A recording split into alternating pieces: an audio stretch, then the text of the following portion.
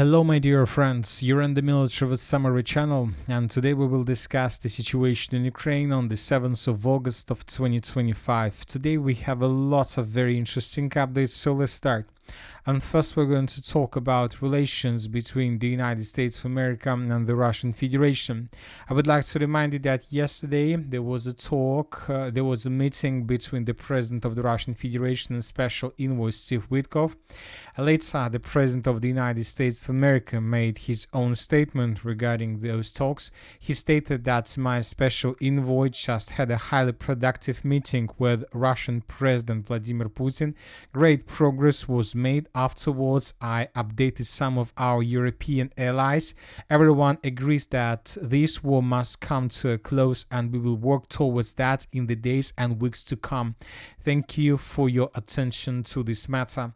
Later, we got very important announcement that today, on the 7th of August of 2025 at 11 p.m. of Moscow time, the US President will make an intriguing statement from the Oval Office.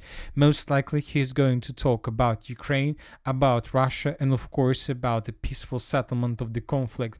The Russian Federation, more precisely the special representatives of the Russian Federation, also made very intriguing statements about those talks.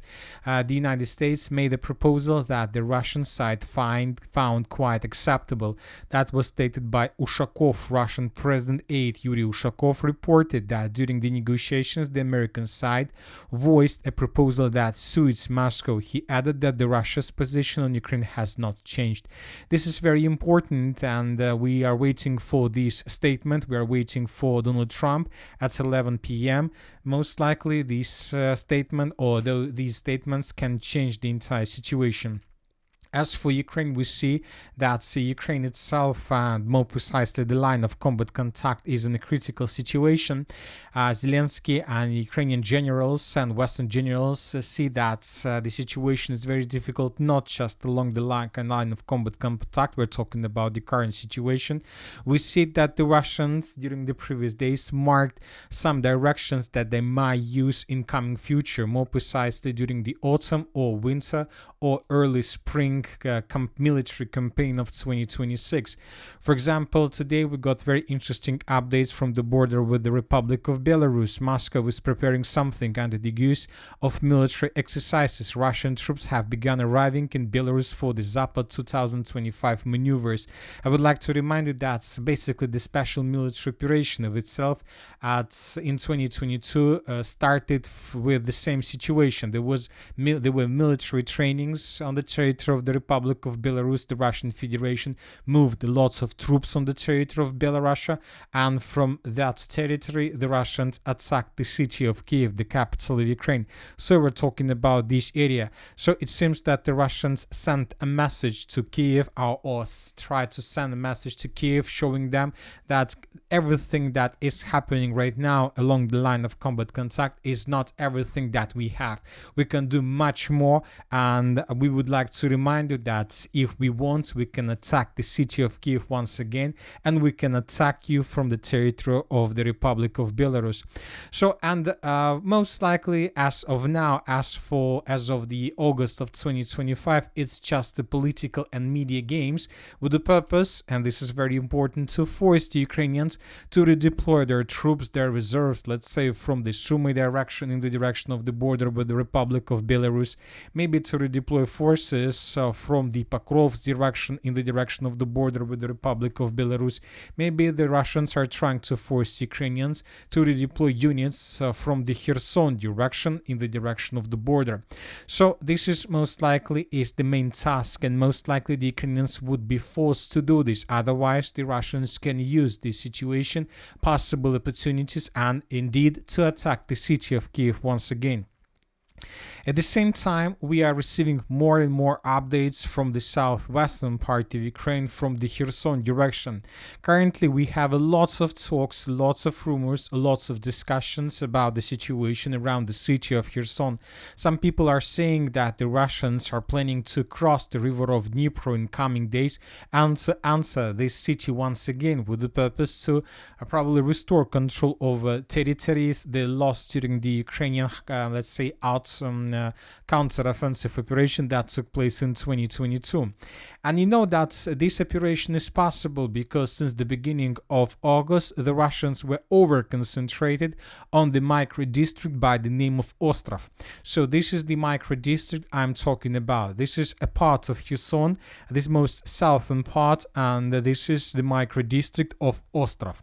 So what is special about this micro-district? The most important thing is that this micro-district is cut from the mainland, from the main part of the city of Kherson by several rivers. By the river of Dnipro, this is the first river, and by the river of Kashova. So this is an island. So when talking about title of Ostrov, if we translate this title into English, it sounds like island. So island, micro-district of islands. So this is the title, and we understand why this micro-district has this title. So what is special with this? So this micro-district is cut from the mainland, and since the beginning of August, the Russians attacked this territory with all types of weapons they have. For example, this video was published on the 7th of August of 2025, and here we can see how Russians were bombing this micro-district. But this is just to understand how exactly the Russians attacked this area. The most important videos are coming from the only bridge that connects the micro-district and with the main part of the city. So we are talking about this territory. So in this video we can see how the Russians attacked this bridge with FAB, with bomb. And here we can see maybe the same video, maybe the same episode, but from another angle. Here we can see the same bridge, several explosions on the territory of the city, and one of the bomb arrived exactly on the bridge, and the bridge was damaged. This is another video. Once again, maybe this is the same episode, but once again from another angle. Anyway, the Russians are focused and the Russians are tasked to destroy this bridge. This can lead to complete collapse of logistics, and the most important, this can lead to complete collapse of supplying of the Ukrainian contingent on the territory of this island. This is very interesting video, and here we can see the consequences of Russian attack, and this is the hole in the bridge. The hole is not so big, and obviously as of now and as of the moment when the video was made, this is not enough to collapse the entire logistic. But I would like to remind you that the same story we used to see with the Antonov bridge that the Russians controlled in 2025. The Ukrainians used probably several dozens of HIMARS missiles and several months to destroy the damage, to destroy and to make a critical damage to the bridge that's at the end forced the Russians to fall back from this side of the river. So here we can see the same story. The Russians just started with the purpose to destroy the bridge at the end. This will lead to complete collapse. And this will not lead to complete and automatic defeat, but this will lead to the situation when both the Russians and the Ukrainians will be at an equal situation. Ukrainians will have problems with supply and support on the territory of this island, and of course the Russians would have the same problems. Both the Russians and the Ukrainians would be forced to cross the river of Dnipro and Kashova, and most likely neither the Russians nor the Ukrainians would cross the river with the supply and support, and they will try to supply and support their contingent with drones. And the battle for this territory may happen. If Russians wins this battle, they will be able to establish complete control over this territory. And obviously this might be a very powerful and very strong message to Zelensky and the Western countries that the Russians are going to continue, and the Russians will be able to use this island for further offensive and further advance deep inside of the Kherson direction with the purpose to restore complete control over the city, over the capital of this southern part and southern region of Ukraine. So Zelensky understands this, and this attack may serve for other purposes, let's say to force the Ukrainians to bring reinforcements and reserves in this direction as well. Ukrainians currently have huge problems in the Zaporizhzhia direction, in the South Donetsk direction, in the Pokrovsk direction, and if the Ukrainians and Syrsky are being forced to bring additional forces to Kherson, he can lose one of the most important and one of the strategical directions where he currently tried to hold the lines, at least as he can do this at these circumstances. So now let's move further and let's discuss the situation in the Zaporizhzhia direction, where the Russians continue their offensive operation. During the previous 24 hours, another progress on the ground was recorded. We're talking about this icon. Here we can see how Ukrainians managed to discover the redeployment or the movements of Russian soldiers on the ground to the southwest of the city of Stepnogorsk, and later they attacked the building with aviation, with bombs, and the building was destroyed. So this video shows us that the Russians had free access to this area, that the Russians, before moving further deep inside of the Zaporizhzhia area and moving further deep inside of the city of Stepnogorsk, used this building as a temporary deployment point, and the Ukrainians destroyed it. So based on this video, we made adjustments on map coloring this territory in Russian favor. So we see that Ukrainians are about to lose control over the settlement of Plavny, and then the Russians will start thinking where to move next, either to move in the northern direction with the purpose to secure the city of Stepnogorsk, or the Russians will begin offensive operation in the direction of the main supply lines that go in the direction of the city of Orekhov. Time will tell us, and we believe that we will understand the plans and tasks of the Russians in coming days. Now let's move further and let's discuss the situation in the South Donetsk direction, where the group of forces east continue their offensive operation.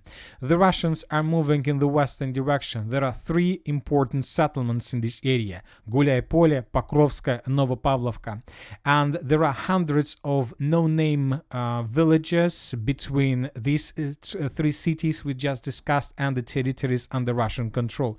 So it's going to be very long and very difficult pass for the Russians, but they will move, and probably every single month the Russians will take under control from 10 to 20 villages in this area.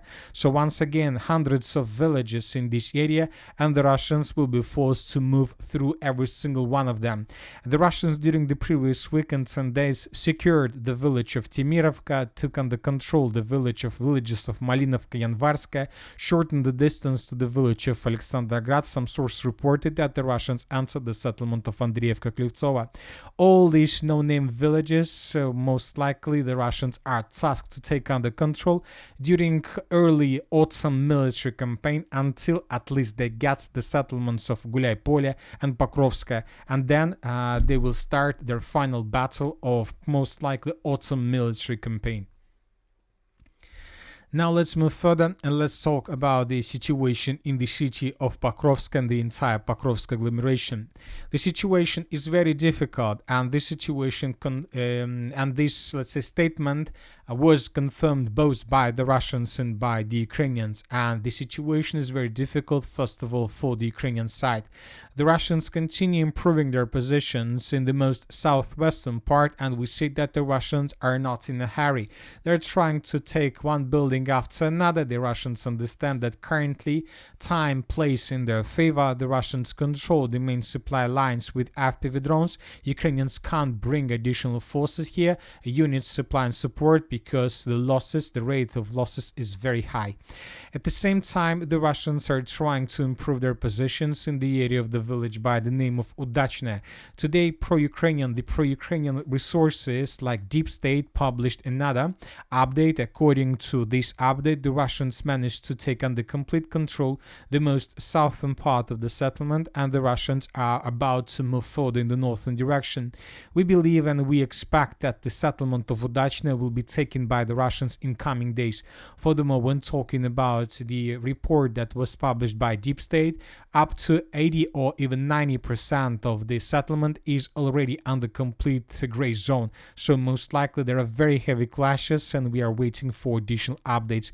If Ukrainians lose control over the settlement of Udachne, this will open the way, the gates for the Russians to move further in the northern direction, in the direction of this mine by the name of Pokrovsk. And if Russians are able to establish complete control over this mine, this will lead to complete collapse of Ukrainian logistic along M30 road, because the losses rate would be up to 100% for the armored forces of Ukraine. if they decide or if they start using this road for supply and support. Currently, the K village in this area, the K settlement for the Ukrainians in this area, a village for the Ukrainians in this area is the settlement of Grishina. Ukrainians control this territory. They try to improve their logistics exactly through this area, and the Russians also understand this. They need to improve their FPV drone control with this territory, and the city of Pokrovsk will fall in Russians' hands without probably any resistance from the Ukrainian side. At the same time, the Russians continue bombing and attacking Ukrainian positions. It's just a regular job, regular things that we can see from hour to hour, from day to day. The Russians control the situation, and of course, and which is the most important, the Russians continue their attempts to tighten the news around the city of Pokrovsk, especially in the area of the settlement by the name of Rodinskaya. The Russians during the previous days managed to improve their position significantly in this area. We see huge gray zone in this area. The village of Sukhetskaya, Zatishek, Zaporizhzhia fell in this gray zone. We expect that these hours, days, the Minister of Defense of the Russian Federation will confirm Russian control over these territories, and of course we are waiting when the Russians answer the settlement of Rodinsk and when the Russians raise their flag above this mine of Krasnolimanskaya. So we are on the edge of the general battle. Currently everything can be let's say resolved during the battle between Sukhetskaya, Rodinskaya, Krasny Liman in this triangle. If Russians win this battle, then this is already the end of the entire Pokrovsk agglomeration. And I believe we understand this. Now let's move further and let's talk about the city of Constantinople. And according to information we have, the Ukrainians were completely caught in cauldron in the southeastern parts of the Kleban-Byk waterways over. So we have adjustments on the map, as you can see. Let's discuss them in details. For example, this is the situation by the end of the 6th of August of 2025. We have lots of territories marked as a territories under complete Ukraine control or as a contested area, and today we have huge progress on the ground. Furthermore, the village of Katerinovka was almost completely colored in Russian favor. So what happened there? Let's discuss this in details, and let's discuss this video first of all. Here we can see the video that was published by the Ukrainian side, and here we can see how Ukrainians were attacking with FPV drones Russian vehicles, infantry fighting vehicles, armored vehicles, and here we can see the moment when the Russians were entering the settlement of Katerinovka with infantry on board. The Russians were freely moving through the village and the Ukrainians were trying to destroy these armored vehicles. So what is so special in this video? First of all, this is not a video where we can see how Ukrainians were attacking a single or standalone soldier of another sabotage and reconnaissance group that entered the city of Pokrovsk. We don't see, let's say, the Russian soldier that was moving from one tree to another without any understanding where exactly he is moving or walking. So we can see armored vehicles, and this is a key difference from any other direction. These vehicles tell us, first of all, that the Russians entered the settlement of Katerinovka, and the most important, the Russians have a strong control and strong presence on the territory of the settlement. This is very important. This is real assault operation with real Russian army on the territory of the settlement. So as you can see, the Russians were discovered in the central and the northeastern part of the settlement. Based on this video, we colored everything from the south to the north. So this is the situation here. Furthermore, several sources reported that the Russians managed to break through Ukrainian defense, let's say, to the northeast of Kleban-Byk and to secure all these strongholds. There are, as you can see, dense network of the fortifications, and according to information we have, the Russians took these territories under complete control. As for the end of the 7th of August of 2025, we still haven't received any confirmation, let's say, from the Minister of Defense, or let's say nothing was published related to this when talking about videos or something like this. This information, this article was published by more or less reliable pro-Russian resource. As based on this update, we haven't adjusted anything, as you can see, but this is very important piece of news that it's better to keep in mind. So if this information once again is correct, the Ukrainians in the area of Kleban-Byk were caught in cauldron. And by the end of the day, by the end of the 7th of August, we got this very important video. And as you can see in this video, we can see how Ukrainians were running away from the city of Kleban-Byk and from the village of Katerinovka in the northwestern direction through this huge forest. Once again, here we can see how Ukrainians were moving through the forest.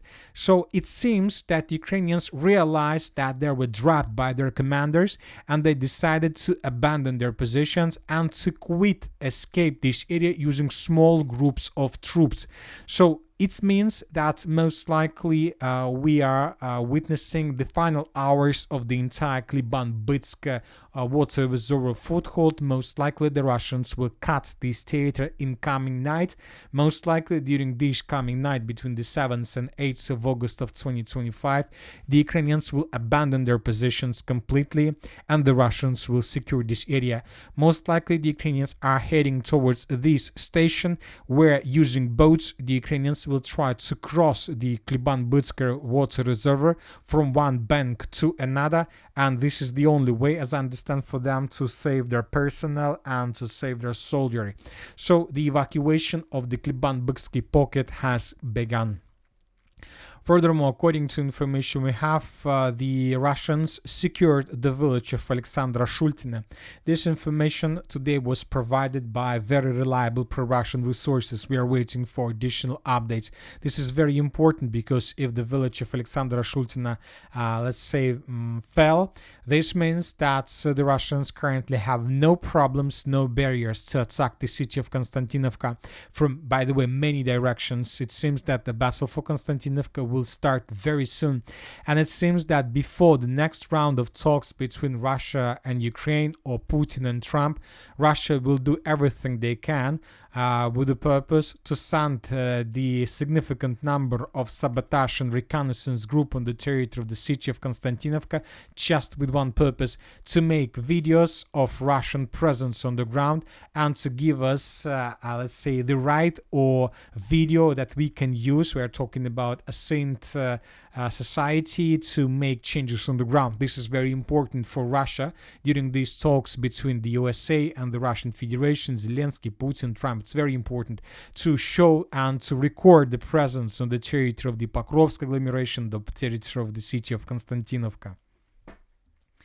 Now let's move further. As for the Lyman direction, there are very, very heavy clashes for this area. The Russians are getting closer and closer to the city of Siversk. Almost every single day we receive another video, another update, another progress on the ground in Russian favor. The Russians are getting closer and it seems that the battle for this city is going to start very soon. It's very difficult to project dates, 1 day, 2 days, a week or 3 weeks. Very difficult to say, but one thing we know for sure, one thing is clear: the Battle of Siversk is going to start very soon. Furthermore, we got very important reports from the Serebryanka forest. Today, many mappers made adjustments on maps showing that almost the entire and the most important part of the Serebryanka forest was taken by the Russians. So, for example, during the previous 24 hours, this information first was confirmed by Deep State, by pro-Ukraine resources. Later, this information was confirmed by other resources. There are still lots of job to do for the Russians, but we can say that when talking about the Serebryanka forest, the Russians currently control around 60%. There are still lots of job to do, obviously, but this job is coming to an end. As for the Lyman direction, according to information we have, the Russians during the previous 24 hours made another offensive operation, and the sources are saying, mainly pro-Ukrainian sources are saying, that the Russians began assault operation on the city, on the village of Zaporizhzhia. There are very heavy clashes. The sources reported that the Russians used more than 30 bikes for this. The Ukrainians are saying that currently they're hunting and attacking and destroying Russian bikers. So maybe tomorrow or the day after tomorrow, we're gonna receive first updates that will confirm Russian control over at least a part of the settlement of Zaporizhzhia. And this is going to be very important, because if Zaporizhzhia falls, Ukrainians will not be able to hide this process, and the Battle of Lyman will start at the same time. Furthermore, the Russians, according to information we have, secured up to 70% of the settlement of Kolodisi. This is another village, another road of possible attack towards the city of Lyman from the northeast. And of course, during the previous days, the Russians were improving their positions, and they improved their positions in the area of the village of Shandrigalova. Now let's move further and let's talk about the city of Kupiansk. We have two important videos, one important video with two important geolocations. So this is the video I'm talking about. And in this video we can see how Russian soldiers left this neighboring forest. This is a Russian soldier I'm talking about, and we can see how another Russian FPV drone operator was filming how this Russian soldier was waving with his hand or with his hands.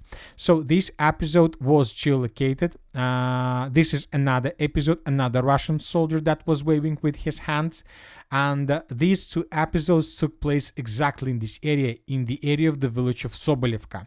This is very important because I would like to remind you that the Ministry of Defense of the Russian Federation confirmed and reported Russian control over these two villages probably 2 months ago. And if you remember, 2 months ago nobody adjusted their maps based on the report of the Ministry of Defense. Probably we were the only resource that adjusted the map in this area based on that report.